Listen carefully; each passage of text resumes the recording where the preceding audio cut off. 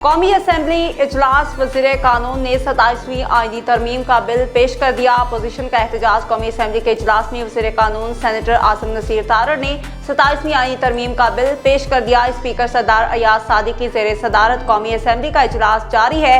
वज़ीर कानून आसिम नसीर तारड़ ने कौमी असम्बली इजलास में 27वीं आईनी तरमीम का बिल मंजूरी के लिए पेश किया। इसके मौका पर अपोजिशन की जानिब से शदीद एहतजाज और शोर शराबा किया जा रहा है। वज़ीर कानून आसिम नसीर तारड़ का कहना था कि 27वीं आईनी तरमीम का बिल सेनेट से 2/3 अक्सरियत से मंजूर हुआ। मुश्तरका पार्लिमानी कमेटी में अपोजिशन को बैठना चाहिए था। आसिम नसीर तारड़ का कहना था कि दुनिया भर में आईनी मामलात के लिए आईनी अदालतें होती हैं। दीगर ममालिक में जजेस की तकर्री जुडिशल कमीशन के जरिए की जाती है। विसाख जमहूरियत में भी आईनी निज़ाम का बुनियादी नुक्ता शामिल था। आसिम नसीर तारड़ ने कहा कि सोमोटो के जरिए मुल्क का माशी निज़ाम बिठा दिया गया। कहाँ से शुरू करें? क्या मुंतखब वज़ीर आज़म को घर भेजने से शुरू करें? अदाकारों का केस पर कस्टम सामान पर भी सोमोटो लिया जाता रहा। बिल में सोमोटो का इख्तियार खत्म किया गया है और एक तरीक़ाकार वज़ा किया गया है। उन्होंने कहा कि माजी में आर्टिकल 200 के तहत तबादले हुए, वह चैलेंज भी हुए। जुडिशल कमीशन को इख्तियार दिया गया है कि वो जज साहब का तबादला करे। अगर जज साहब इनकार करते हैं कि मैंने तबादला नहीं कराना तो वो रिटायर्ड तस्वर होंगे। वज़ीर कानून ने बताया कि पहले सदर मुमलिकत आर्टिकल 200 के तहत हाई कोर्ट से दूसरे हाई कोर्ट में तबादला तजवीज़ कर सकते थे। चीफ जस्टिस के बाद वज़ीर आज़म की तजवीज़ पर सदर तबादला कर देते थे। जुडिशल कमीशन सुप्रीम कोर्ट और आईनी अदालत के 5 जजेस और अपोजिशन और हुकूमत से 2-2 मेंबरान पर मुश्तमिल फैसला करेगा। उनका कहना था कि कमीशन को इख्तियार दिया गया कि वो फैसला करे और जज का तबादला करे। अगर कमीशन के हुक्म पर जज कहीं जाने से इनकार करता है तो वो रिटायर्ड तस्वर होगा।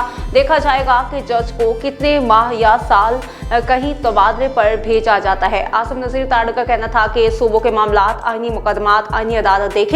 सुप्रीम कोर्ट दीवानी मुकदमा समेत कुल 62,000 से ज्यादा मुकदमात सुनेगी। अगर ये तरमीम पास होती है तो मौजूदा चीफ जस्टिस ही आईनी कमीशन और इदारों की सरबराही करेंगे। वफाकी वज़ीर कानून का इजहार ख्याल करते हुए कहना था कि फौज का एक किरदार है। जब भारत ने हमला किया तो ऐवान उसी तरह आबाद था। इस ऐवान ने देखा कि भारत के खिलाफ सब मुत्तहिद हो गए।